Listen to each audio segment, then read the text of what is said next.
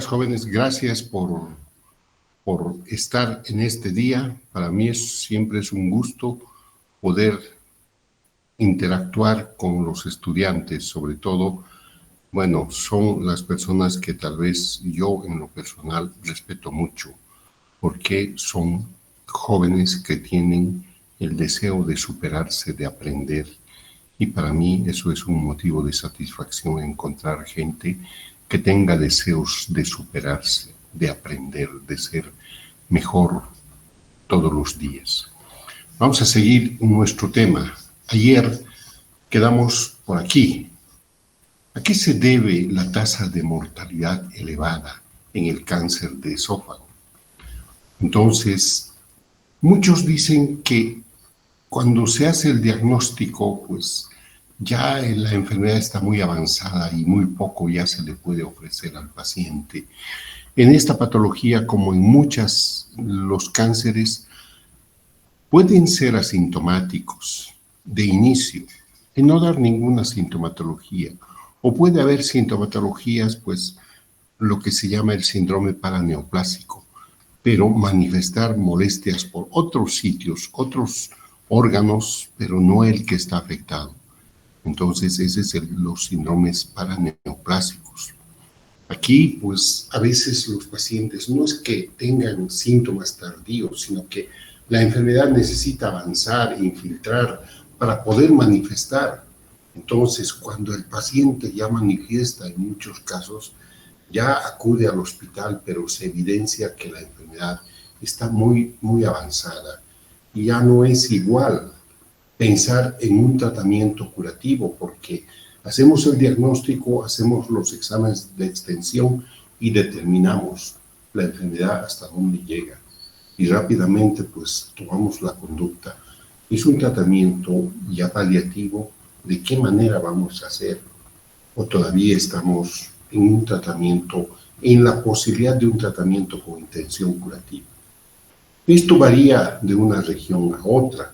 No todas las partes del mundo la medicina tiene los mismos recursos, los mismos médicos que tengan la capacidad y el entrenamiento para hacer frente a esto.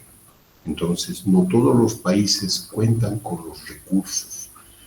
Y eso va a depender mucho, no solamente de los médicos, los centros donde tengan disponible los medios para hacer el diagnóstico y también los medios para ofrecer tratamientos. Entonces, de estas cosas varía mucho la mortalidad. No depende solamente del paciente o de la enfermedad.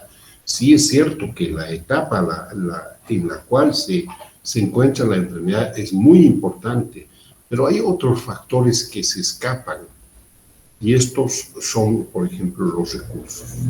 Ahora también aquí va a influir mucho el estado general del paciente. Entonces, si es un paciente joven, es un paciente mayor, es un paciente con una condición física adecuada. Pues hay muchas cosas que hay que tomar en cuenta, pero básicamente estos. ¿Cómo se pueden modificar estos factores de riesgo? ¿Será posible? Yo creo que el fumar es fuerza de voluntad, es conciencia cultural de las personas que lo hacen para respetar a los que no participan de este vicio. Y el alcohol también se puede disminuir, también es fuerza de voluntad. Si antes chupabas todos los viernes, pues hoy chupa una vez al mes y así poco a poco te vas a irte alejando del vicio, de ser dependiente del alcohol. Y también el fumar. Hacer un tratamiento oportuno, por ejemplo, en el reflujo gastroesofágico y evitar el daño en el epitelio del esófago. Con esto disminuimos el riesgo de un adenocarcinoma. ¿Cuál es la importancia de la detección temprana? El esófago de Barrett, la vigilancia y el tratamiento temprano de esto puede prevenir el desarrollo de un cáncer de esófago a largo plazo. Esto hemos dicho que el cáncer de esófago no se va a presentar en poco tiempo, el reflujo gastroesofágico va a ser muy largo por varios años y eso va a alterar, va a cambiar el epitelio y va a iniciarse el cambio de esto hasta terminar en un cáncer de esófago. Hacer screening en áreas de alta incidencia, o sea, campañas de detección temprana que sean gratuitas, que sean accesibles, que sean fáciles y que sean sobre todo confiables. Entonces, esto es una política de salud de los gobiernos en los diferentes estados. Por ejemplo, los chinos, los japoneses, tienen estos exámenes que se hacen de manera ambulatoria. Estos programas son bien seguros y son confiables. Esto permite una detección temprana y sobre todo implementar la educación a ser atendidos o en su defecto los programas de salud pública lo tienen identificado nombre, código, teléfono, dirección y todo eso y automáticamente el personal de salud llega a ese domicilio o llega al trabajo que el hombre desempeña y le ofrecen todo lo necesario para la atención y los tratamientos que requiere. ¿Cuál es la anatomía patológica del esófago? Que es un poquito complejo. El esófago, como han visto ustedes en la anatomía quirúrgica, pues no tiene las 4 capas, lo que tiene el intestino delgado o el intestino grueso. Aquí le falta serosa. Y además de que el flujo linfático pues es un tanto complejo.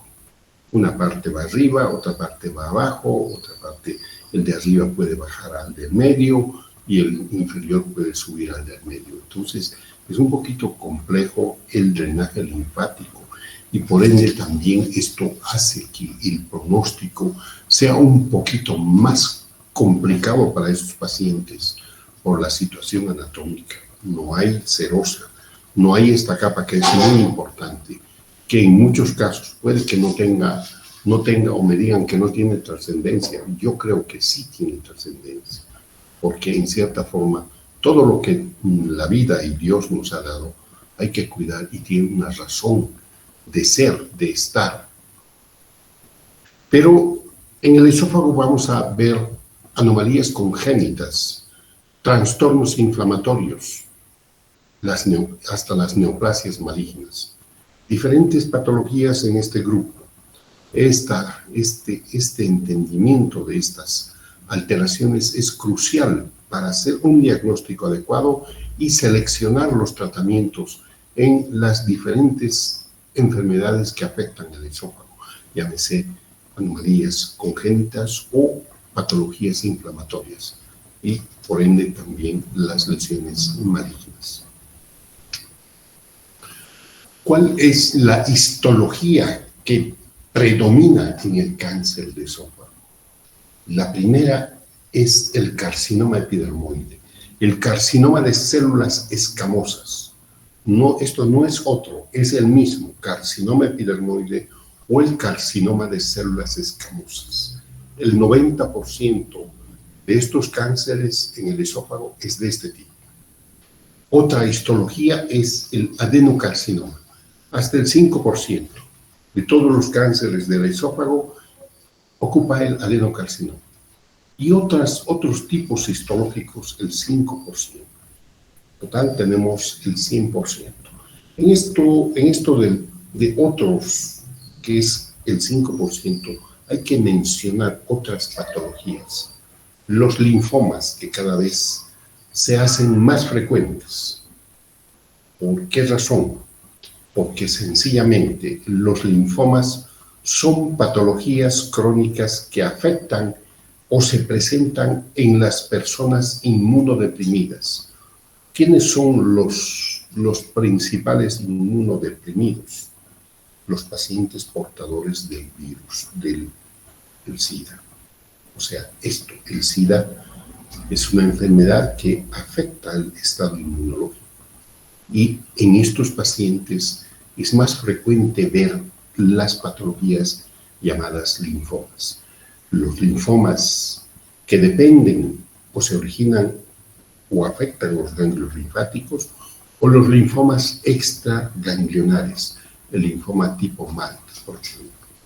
Esos linfomas afectan y son más frecuentes en nuestros pacientes. Otra de las patologías, las lesiones mesenquimatosas, los sarcomas. No es muy frecuente, pero sí se ve. Esto se origina a nivel del músculo. Y el tumor neuroendocrino. Estas patologías se van viendo más, tal vez por las formas o métodos de diagnóstico que se han ido mejorando, se han ido conociendo más adecuadamente, y tenemos estas histologías que es frecuente. Entonces, el esófago, para sus patologías, vamos a dividir en 3 partes. El esófago superior, el 10% de los cánceres ocupa este sitio anatómico. El tercio medio y el tercio inferior. En tercios lo dividimos todo el esófago. El superior, el 10% de los cánceres ocupan esta zona anatómica. En el tercio medio está el mayor número de cánceres que se originan, el 55 al 65%. Aquí no estamos tomando en cuenta qué tipo de histología, solo estamos hablando el cáncer, en genérico, en general. Y el tercio inferior, el 25 al 35%. Entonces, el más importante es el tercio medio, le sigue el inferior, y el superior es el que menos frecuencia tiene de cáncer, a nivel del esófago. Entonces, el esófago lo hemos dividido en 3 partes, en tercios, superior, medio e inferior. El más importante es el tercio inferior. Ahora, si el esófago lo hemos dividido en esto, ¿cuál es el tipo histológico más frecuente en el tercio medio? Es el carcinoma escamoso, el carcinoma de células escamosas, el 75%. Entonces tiene un crecimiento un tanto caprichosito, como si fuera lesiones polipoideas o lesiones que son muy friables, que sangran mucho o se ven con aspecto un poco edematoso. El carcinoma de células escamosas se presenta en el 75% del esófago medio. Entonces, el adenocarcinoma es un cáncer de tipo glandular. El 95% de este tipo glandular de cáncer se presenta en el esófago distal. El resto puede aparecer en el medio o en el superior. Entonces, aquí hay que tomar en cuenta estas histologías.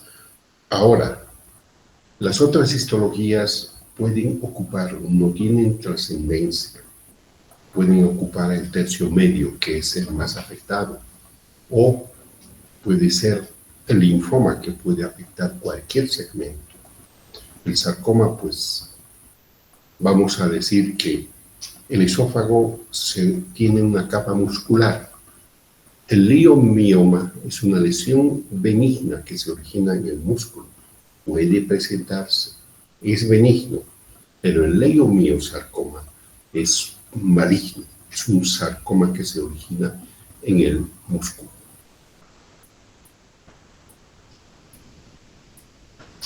A ver, vamos a un poquito repasar las enfermedades neoplásicas del esófago.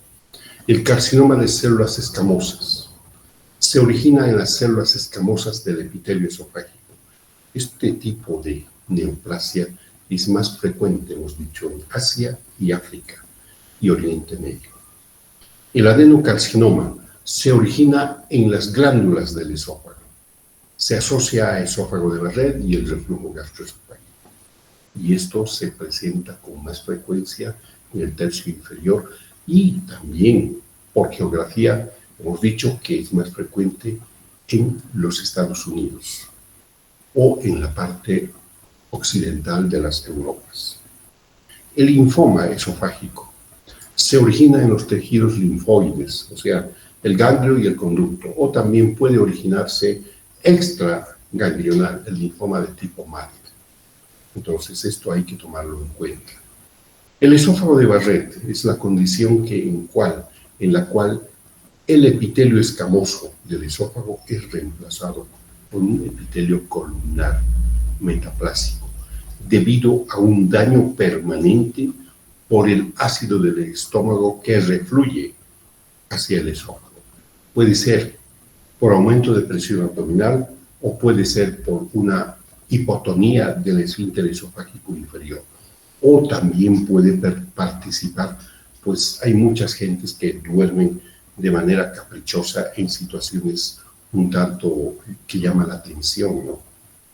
Entonces, para esto es bueno dormir con un poquito de elevación de la almohada de toda la cama o tener una doble almohada para evitar el reflujo.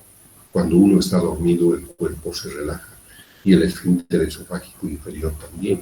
Y este reflujo que sube al esófago, contenido líquido del estómago, que es ácido, va a producir un daño. Y si es de mucho tiempo, pues va a aparecer los cálculos. Las úlceras, por ejemplo.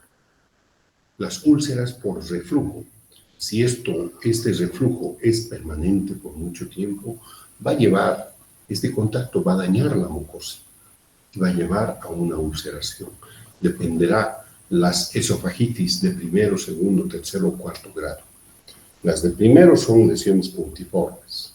Las de cuarto grado son lesiones úlceras que abarcan o se extienden toda la circunferencia del esófago.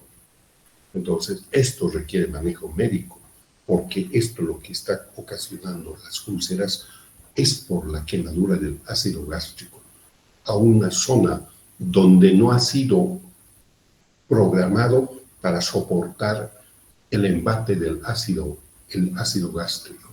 La mucosa del esófago no tiene la capacidad de soportar mucho tiempo y esto pues va a producir unas quemaduras.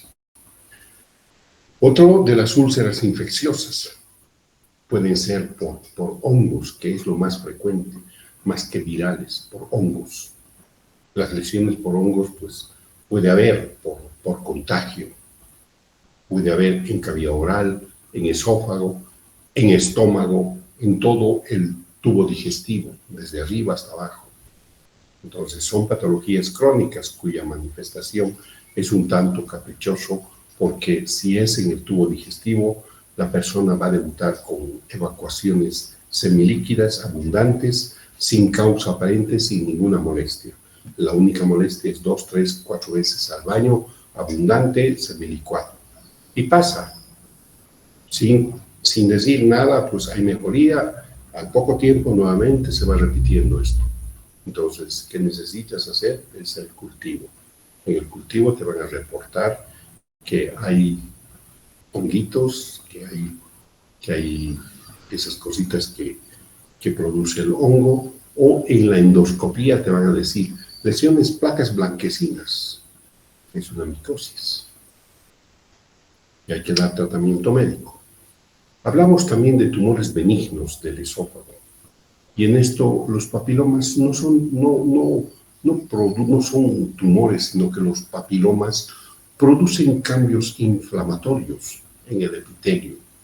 ¿Y cuál es el papiloma más frecuente, el que va a dar? El papiloma del virus humano, el HPV. Entonces, este es una patología. Si un paciente tiene un cáncer de cavidad oral, en este tiempo podemos decir que el 90% de estos son causados por este virus. Este virus por sí solito se apodera de la célula y se apodera de todos los mecanismos de duplicación, de control, y es carcinogenético. Solito desarrolla el cáncer. Esto inicialmente estaba afectado en el cuello uterino, pero por los vicios de la vida, entonces esto se ha extendido a otras partes, empezando cavidad oral, labios, lengua, senos paranasales, fosas nasales y todo lo que viene después, faringe, hipofaringe, laringe, tráquea, esófago. Entonces, hasta los urólogos, por ejemplo, un cáncer de próstata también es afectado por esto. No crean que el virus del papiloma humano no causa nada. No se ve en la mujer, solo va a dar otro tipo de alteraciones, pero es completamente asintomático. Pero a la larga va a dar otras enfermedades. Y es aquí donde participa, por ejemplo, las campañas de salud pública de los gobiernos, las campañas de vacunación para el virus, prevenir.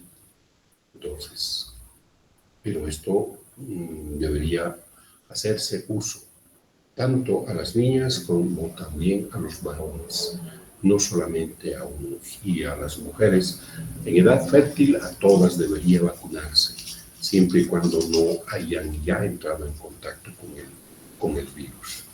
Los leiomiomas son tumores benignos que se originan en la capa muscular del esófago. A ver, los tipos histológicos, vamos a repasar un poquito. El carcinoma de esófago puede manifestarse de varias formas histológicas y cada una tiene una característica y su comportamiento único. Unos son más agresivos que otros. Los tipos más comunes son el carcinoma de células escamosas y el adenocarcinoma, con el carcinoma de células pequeñas siendo el menos frecuente, pero es el más agresivo. Todo lo pequeño es lo más jodido, todo lo pequeño es lo más turbio, todo lo pequeño pues causa estragos. El de células pequeñas es el más maldito. La identificación de este tipo histológico es importante para el tratamiento y sobre todo para el pronóstico y el manejo adecuado del cáncer de esófago. Participa porque este es, aunque no fuera un factor de riesgo, es un factor que es adverso o favorable histopatológico, porque el patólogo es el que nos va a dar la información de esto. Si es un carcinoma de células escamosas, de células pequeñas. Entonces, es un factor que no está a favor del paciente. Es un factor clínico, pero desfavorable. Entonces, también esto tiene mal pronóstico porque las respuestas no van a ser las esperadas. Entonces, el carcinoma de células escamosas. Este es uno de los tipos más comunes de cáncer de esófago. Esto se encuentra en los sitios, en los países con alta incidencia, como ser Asia, África. Entonces, esto se origina del epitelio esofágico. ¿Qué características histológicas tiene el carcinoma de células escamosas? Tiene aspecto similar a las células escamosas normales, pero con anormalidades en su forma y organización. La queratinización puede presentar esta conformación de una capa de queratina en algunas áreas, o puede no haber esto. La infiltración, la invasión local de focos de metástasis en ganglios linfáticos son comunes.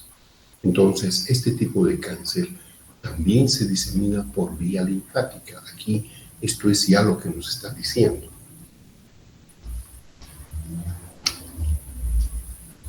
Pero también hay otras formas de diseminación del cáncer. No es la vía linfática la única. Puede ser por esta, puede ser por vía hematógena, puede ser por vecindad o contigüidad, o sea, continuación, o puede ser por contigüidad, por vecindad.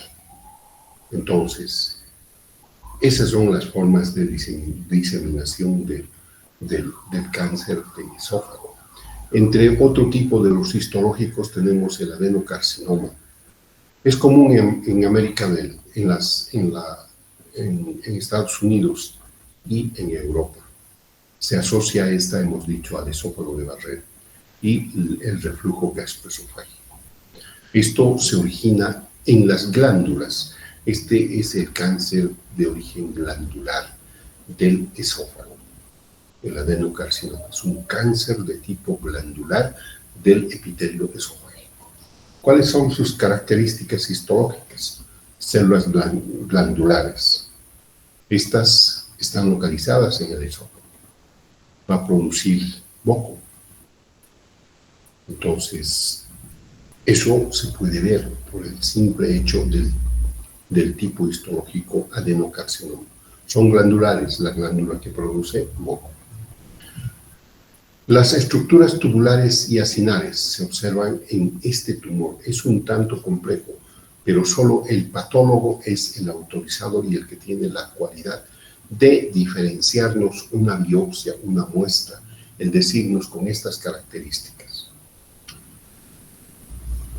El cáncer de células pequeñas es menos común, hemos dicho, pero es muy agresiva. Es muy maldito este tipo de cáncer con esta variante, el de células pequeñas. Sus metástasis es alta, su pronóstico es malo porque es muy agresiva. En el pasado, jóvenes, en todos los cánceres decíamos, pensábamos que es una lesión indiferenciada, que al ser histológicamente indiferenciado era de mal pronóstico porque era un factor adverso para el paciente, histológicamente hablando. Pero en el tiempo actual hay otros exámenes que hacen, por ejemplo, la inmunohistoquímica, para determinar esto.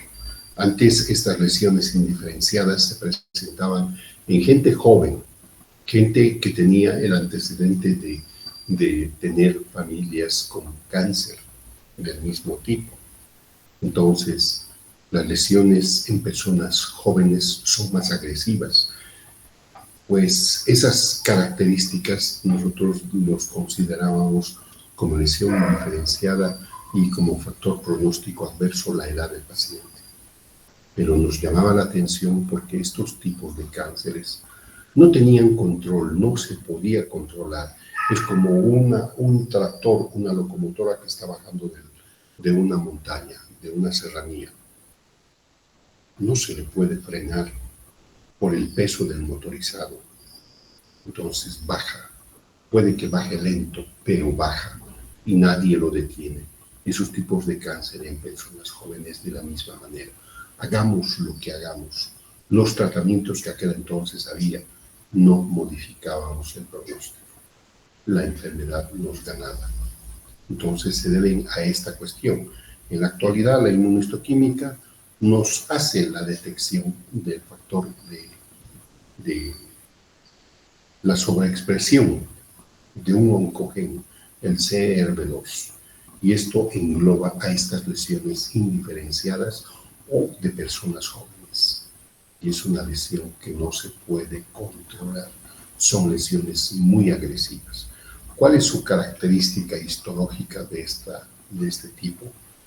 Las células son pequeñas, su citoplasma escaso y los núcleos hipercromáticos son irregulares. Es de crecimiento más rápido porque es más agresivo y rápidamente invade y da metástasis. Carcinoma de células grandes, no escamosas. Es un tipo menos común que se distingue por la morfología de las células, aunque todos los cánceres tienen pues el citoplasma grande, el núcleo tiene diferentes presentaciones o el núcleo es irregular. Y eso, ¿cuáles son las características histológicas del carcinoma de células grandes? Un tamaño considerable, con citoplasma abundante y núcleos irregulares. Entonces, estas son las características histológicas que el patólogo en algún momento nos va a describir y nos va a hacer de fundamento para decirnos este tipo, este subtipo. Un tipo de carcinoma neuroendocrino, pues no es muy frecuente, pero sí hay que describirlo porque se puede presentar ya sea aquí o en otro sitio del tubo digestivo. ¿Cuáles son sus características? Células neuroendocrinas tienen similitud con las células neuroendocrinas como gránulos de citoplasma que contienen hormonas. Entonces, aquí, por ejemplo, el tumor carcinoide en el apéndice son otro tipo de lesiones histológicas que tienen un comportamiento un poquito diferente y tienen características que son hormonodependientes. Y esto va a manifestarse con el manejo de los signos vitales de la persona. Y necesita exámenes especiales para determinarse, aunque, para serles sincero, esto es difícil de sospechar preoperatoriamente, porque esto en muchos de los casos es un hallazgo durante el acto operatorio y el informe de patología. ¿Cuál es su patrón de crecimiento? Puede ser como el de células pequeñas. El de células pequeñas hemos dicho que es poco frecuente, pero son muy agresivas. Entonces, esa es la característica. Y las únicas manifestaciones de estas pueden ser por simplemente desfases hormonales, donde la paciente tiene mucha sensación de calor o rubor.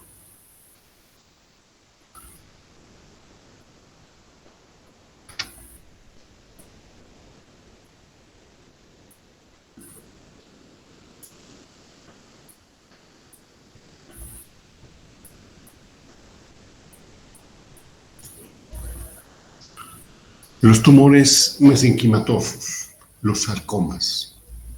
Entonces, el origen de esto es el músculo. El leiomioma es benigno. El leiomiosarcoma es maligno, es un sarcoma, es un tumor mesenquimatoso. Entonces, aquí debemos tomar en cuenta esta patología. Esto sí puede ser agresivo porque al ser maligno crece como cualquier otro.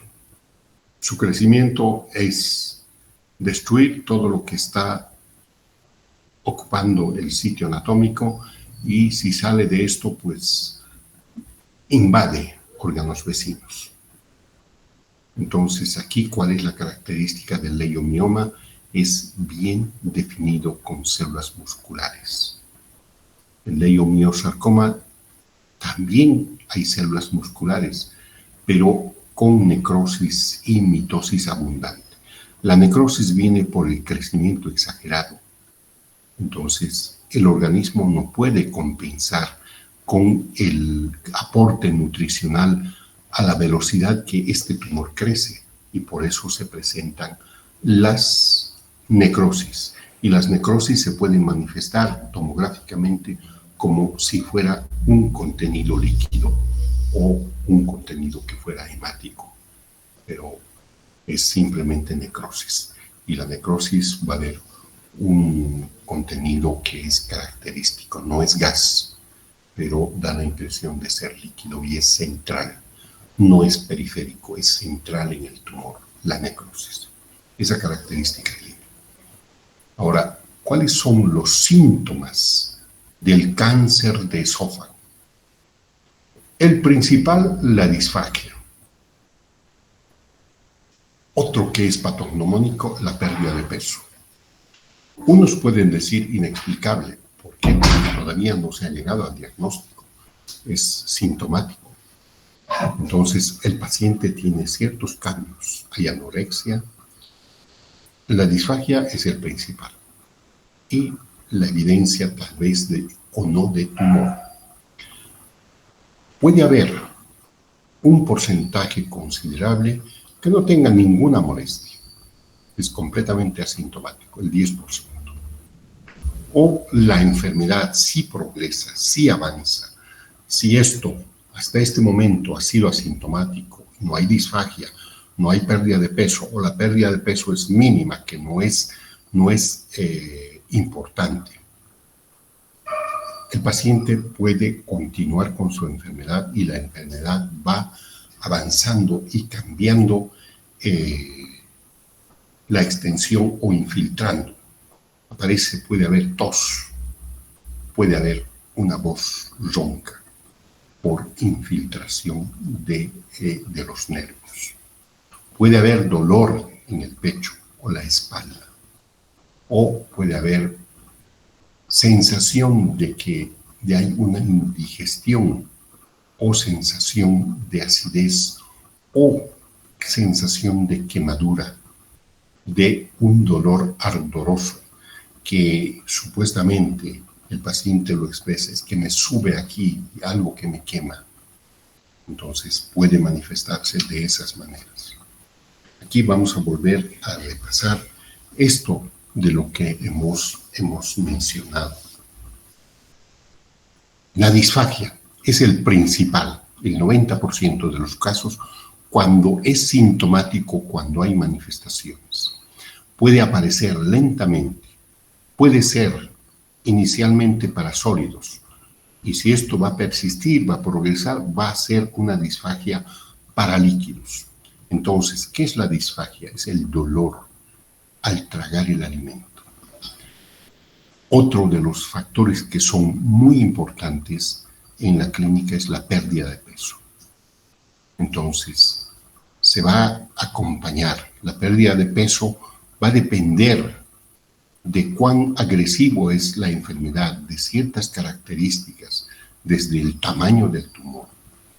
Entonces, la odinofagia, en el 50%. La regurgitación de alimentos,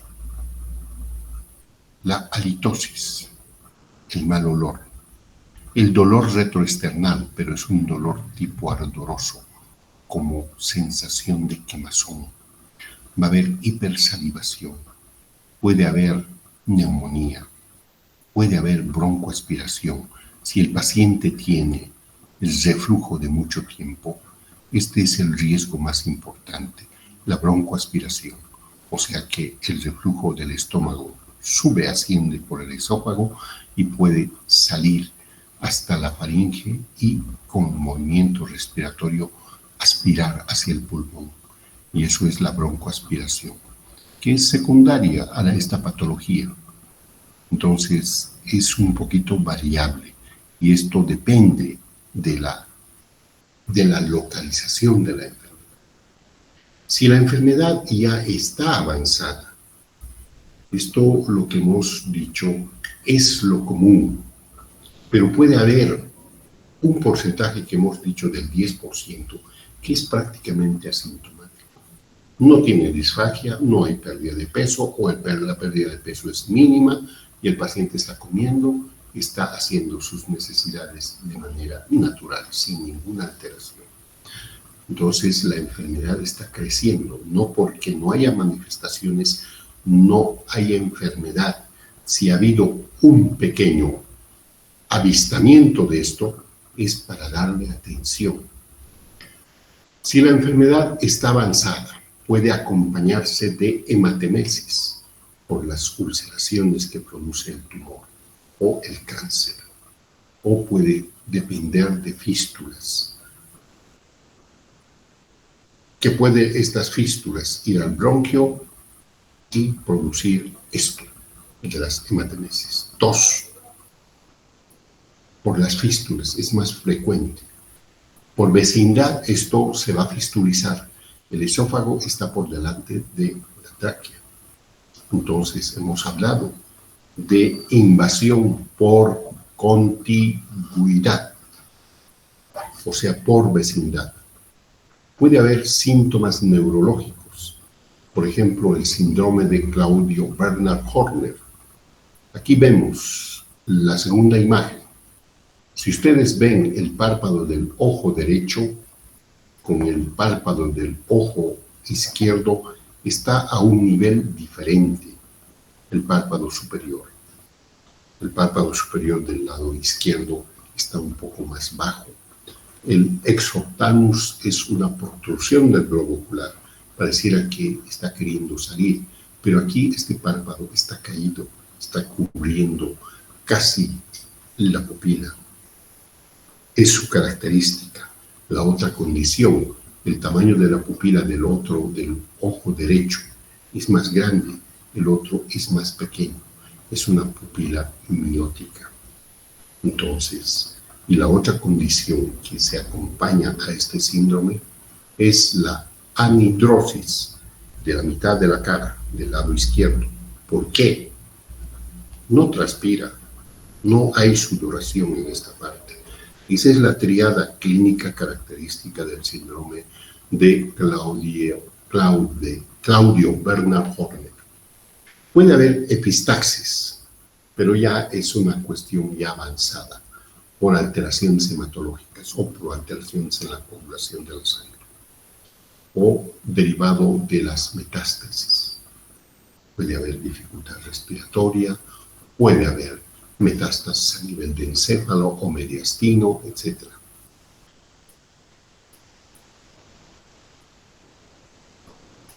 Estos síntomas, una mayoría de los pacientes, por ejemplo, en nuestro medio, cuando acuden, ya prácticamente las 2/3 partes de los pacientes, ya la enfermedad está en una etapa muy avanzada. Las metástasis son muy frecuentes, a pulmón, 40%, al hígado, el 10%. Entonces, las metástasis, hemos dicho que puede ir por vía linfática, por vía hematógena al pulmón, al hígado, o puede ir a otros lugares, por estos mismos caminos, por vía hematógena, por vía linfática. Localmente es por contigüidad y por continuidad. ¿Cuáles son la frecuencia de las manifestaciones en porcentaje? Disfagia, hasta el 95%. Pérdida de peso, 45%. Dispepsia, 40%. Odinofagia, 30%. Dolor torácico, 20%. Fístula traqueoesofágica, 13%. La pérdida de peso, aquí es muy poquito lo que nos da, pero la pérdida de peso, jóvenes, es sinónimo de un cáncer. Puede ser esófago, puede ser estómago, puede ser colon. Está creciendo un cáncer, la primera manifestación más importante de eso, independientemente de la localización, es la pérdida de peso. Y esto, si es que es crónico de varios meses, puede llevar a la caquexia. En estos pacientes el estado caquéxico es muy frecuente. ¿Por qué? Porque el paciente no tiene hambre, no puede, aunque quiera comer, no puede comer, porque no puede tragar. No puede hacer pasar los alimentos y por ende le causa dolor y eso hace rechazar. La tos, la disfonía. Son series un tanto diferentes, pero volvemos a decir, la disfagia, la pérdida de peso, son los pilares fundamentales. O puede haber alteraciones hematológicas. Simplemente una anemia severa que necesita investigarse, necesita estudiarse, necesita llegarse a la causa que está ocasionando. Todo cáncer siempre se acompaña de pérdida de peso y también alteraciones hematológicas. Y si esto sigue continuando y es de mucho tiempo, pues también va a haber alteraciones en la coagulación. Entonces, en estos pacientes tenemos síntomas más frecuentes y principalmente la disfagia, la pérdida de peso, la odinofagia, y si es que esto progresa, puede haber todo lo que hemos mencionado. Esto no siempre es la regla que todo esto debe aparecer, jóvenes. Un paciente que tiene cáncer solo puede debutar con disfagia o puede aparecer una pérdida de peso y tardíamente aparece la disfagia. Pues hay pérdida de peso, hay que investigarle una endoscopía alta. Con eso vamos a llegar al diagnóstico. Una endoscopía baja, con estos vamos a confirmar o vamos a descartar que empezaremos por el esófago estómago para ver si hay alguna lesión que esté justificando la pérdida de peso. O puede haber melena, simplemente. O puede no haber nada, ninguna molestia. Pero de repente el paciente ya cuando aparece con enfermedad avanzada va a haber otras alteraciones. Rápidamente pérdida de peso, el paciente no quiere comer, no tiene apetito o no puede tragar porque se ha obstruido el esófago. Entonces no puede tragar y lo vomita y lo vomita y lo vomita. Entonces esto lleva a un compromiso del estado general. Ahora, hay que referirse también a lo que es el cáncer de la unión esófago-gástrica. Este cáncer se origina alrededor del cardias. Se divide dependiendo de sus características anatómicas, topográficas basadas en la localización del centro del tumor. Entonces, esto incluye los del esófago distal con invasión a la unión esófago-gástrica. Tumores cardiales que se originan en el cardia son verdaderos, no en la unión del esófago, pero por vecindad puede afectar e invadir la unión esófago-gástrica. Quiere decir el punto donde se une el esófago con el estómago. Entonces, estos son otras patologías que también no son relacionados con el reflujo gastroesofágico, pero son cánceres que se han originado en la unión esófago-gástrica.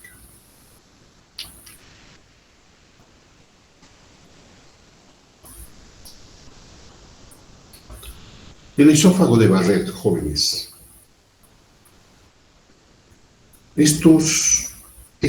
Esta entidad que es dependiente del reflujo gastroesofágico no es mucho. El 8% de los pacientes van a terminar en esófago de Barrett. Un riesgo bastante bajo para presentar o degenerar en cáncer. Sin embargo, esto si es que se considera en una población grande, también va a crecer, pero en poblaciones pequeñas naturalmente va a ser menor. Entonces, esto va en relación con la población en la cual se desempeña la persona. Puede haber alteraciones cromosómicas que pueden originar este tipo de neoplasia. Por ejemplo, la quilosis es una patología que está asociada a un cromosoma, pero semiológicamente tiene características de una avitaminosis o deficiencia de vitaminas que también se acompaña por hiperkeratosis palmoplantar en la piel de las manos y de los pies. Entonces, hay cosas que todavía no conocemos a profundidad, pero aquí ya nos están hablando de factores genéticos que sí están presentes en este tipo de neoplasias y en otras.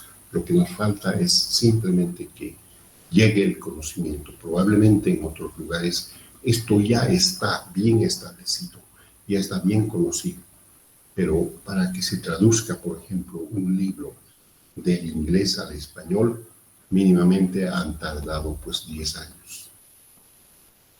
10 años es lo que tarda el libro que se ha publicado en Estados Unidos en publicarse ese mismo libro traducido al español. Entonces, es mucho tiempo, pero por eso es que la importancia, cuando les pregunto quién habla inglés, la importancia para la medicina, que es muy importante aprender el inglés, no solamente para las escuelas de residencia, sino para estas cuestiones de la literatura y conocer las publicaciones novedosas. Yo me acuerdo de que el síndrome de Lynch, yo lo he leído en la residencia, lo hemos conocido y hemos hecho algunas travesuras a raíz de esto. Ya el artículo pues lo he leído, lo he estudiado y lo sabíamos perfectamente.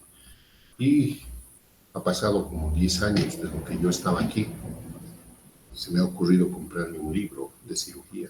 Ese libro, recién publicado en el español, pues traía lo que es todo el mensaje y la descripción detallada del síndrome de Lynch. Lo que nosotros habíamos leído hace 10 años atrás, pues recién en el español estaba viniendo. Eso es el tiempo que tarda. Ahora, el cáncer de la unión gastroesofágica. Hay 3 grupos, el tipo 1, 2, 3, o sea, 3. Aquí está esquematizado la unión. El esófago distal, el tipo 1. Esta lesión está a 1 centímetro por arriba de la línea Z y hasta 5 centímetros en sentido oral. O sea que a nivel del esófago distal. El del tipo 2, 1 centímetro por arriba de la línea Z hasta 2 centímetros por debajo de la región del cardias. Y el de tipo 3, 2 centímetros por debajo de la línea Z a 5 centímetros en sentido del cardias. Entonces, esto es una clasificación que va a diferenciar los del esófago inferior y los de la unión, que también lamentablemente estos tienen un comportamiento similar al del cáncer del tercio inferior. También van a ser glandulares. El estómago es un epitelio glandular, entonces va a tener el mismo comportamiento del adeno o del esófago de Barrett. Entonces es un poco complejo el decir este es un esófago de Barrett o es un cáncer de este tipo, pero sin embargo tenemos que mencionar el cáncer de la unión esófago-gástrica. No son propiamente del esófago, pero por crecimiento, por invasión, por vecindad, van a comportarse de la misma manera. ¿Cuál es su etiología, el por qué? El reflujo gastroesofágico crónico, el esófago de Barrett. Esto va a dar una metaplasia y la metaplasia va a manifestarse como una displasia. ¿La displasia qué es? Es una alteración en la forma de la célula. Ya ha empezado la neoplasia con la displasia. Ya es un poco característico del cáncer. Aquí ya ha empezado el cáncer, la displasia. Entonces, la otra situación que hay que tomar en cuenta es la hernia hiatal. Esto también participa, va a ser más intenso y también va a afectar y va a contribuir a que el reflujo gastroesofágico sea más frecuente y en mayor cantidad. ¿Por qué? Porque el esfínter puede que ya haya perdido la continencia y la hernia va a depender si la hernia hiatal está localizado, es paraesofágica o está dentro o por arrollamiento el estómago sube al tórax por el hiato o es un esófago corto. Entonces va a depender de eso. Y la otra condición que también puede afectar para esto del cáncer de la unión gastroesofágica, la infección del Helicobacter pylori. Helicobacter pylori es una bacteria gram negativa que en el pasado esto no se conocía, pero hoy por hoy es la primera causa de producir gastritis, de producir úlceras y también participa en el cáncer de esófago o de estómago. Entonces, esto es cuestión de tiempo. No es inmediato los cambios, pero es a largo plazo. Y el esófago, el epitelio esofágico no ha sido fabricado para resistir el ácido del estómago. Este ácido le va a producir quemadura, le va a producir los cambios que hemos mencionado y al final va a llevar a la neoplasia.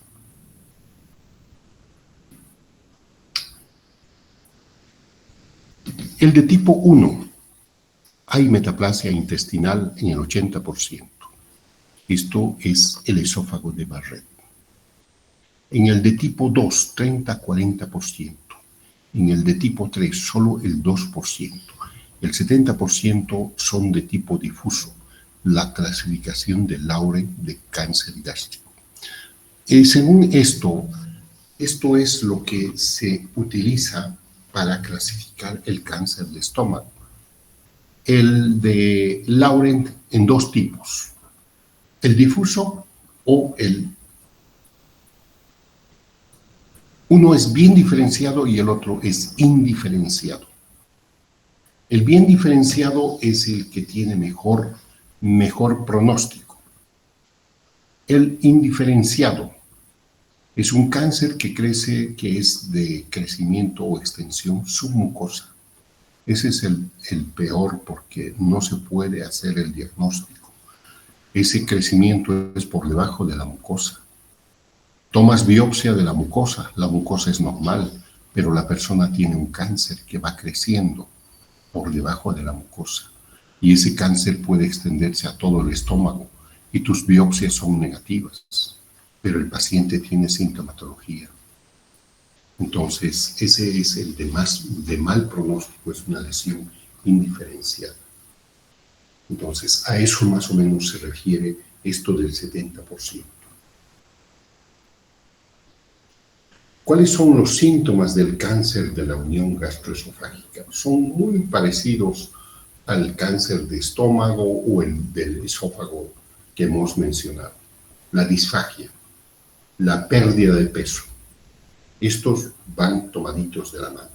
¿Por qué la disfagia? Porque este cáncer, al estar obstruyendo la unión gastroesofágica o condicionando unas lesiones ulceradas, va a causar dolor y se va a traducir en disfagia al tragar los alimentos. La pérdida de peso es por el crecimiento del cáncer que necesita nutrientes y el paciente va a ir perdiendo peso y va bajando se va a alterar su hemoglobina y va a haber anemia. Va a haber una desnutrición por esto que el paciente no puede comer. Va a haber sensación de pirosis, pero que le quema al paciente. Puede haber odinofagia o puede haber un sangrado digestivo alto, que tal vez no sabemos la causa o el sitio, pero va a debutar como sangrado. Va a haber melena o va a haber hematemesis. Y una endoscopía pues te va a plantear inmediatamente el diagnóstico de lo que podría ser. O puede haber sensación de broncoaspiración, dolor abdominal alto o un estado cacáctico que te va a llevar a la astenia. El paciente va a ser una tragedia. Cuando es incipiente, sensación de quemadura, de ardor, va a haber una molestia retroesternal. Esta sensación de quemadura va a estar localizado a nivel retroesternal. Puede haber un dolor en este sitio, un dolor permanente, o la sensación de fricción, o simplemente puede haber que los alimentos se retienen, no puede tragar y le duele o lo vomita. Entonces, cuando ocurre esto, el paciente no vomita de inmediato el alimento que ha comido, va a vomitar alimento que ha comido ayer o anteayer. Entonces, con esto ya hace sospechar de que algo está pasando. Pero si es que esto persiste y esta enfermedad está un tanto avanzado, la disfagia, la pérdida de peso, un sangrado digestivo y la sensación de dolor retroesternal. Puede haber tos, puede haber disfonía o simplemente obstrucción del lumen del esófago por crecimiento tumoral. Entonces, estas son las manifestaciones. Como en todos los cánceres, a veces los pacientes no manifiestan ninguna molestia a un inicio de la enfermedad. Ahora, para decir que este tiene un cáncer de la unión gastroesofágica, yo no debo esperar que todo lo que hemos mencionado se manifieste por el paciente. puede haber uno o dos que requieren atención, que necesitan estudios, que necesitan exámenes para llegar al diagnóstico. No siempre esto. ¿Cuál es el objetivo de una cirugía? Llámese de cualquier parte. Si queremos tener una sobrevida considerablemente buena, pues el cáncer de esófago no tiene mucha sobrevida, jóvenes, por muchas razones que después vamos a ver. Pero ¿cuál es el objetivo de una cirugía que se llame óptima? O sea, bien realizada. ¿Eso qué quiere decir? Que la disección ganglionar sea óptima, que el objetivo del tratamiento quirúrgico es la resección, es quitar todo en bloque, que la sobrevida sea pues considerable a los 5 años, o sea que el paciente esté libre de enfermedad, que naturalmente puede haber fallos en el tratamiento, pero hay otras modalidades de tratamiento. Esto solamente estamos hablando de la cirugía. Es quitar los niveles ganglionares de drenaje y el sitio anatómico enfermo con márgenes adecuados. Y todo se debe quitar en bloque. Ese es el objetivo de cualquier procedimiento quirúrgico. ¿Cómo hacemos el diagnóstico, jóvenes? Eliana, jóvenes, vamos a quedar aquí. Les voy a pedir disculpas, pero me he pasado con 4 minutos. Vamos a quedar aquí y mañana vamos a continuar. Por favor, no quiero abusar en el horario que nos han dado. Está bien, doctor. Gracias. Listo, pues. Un abrazo.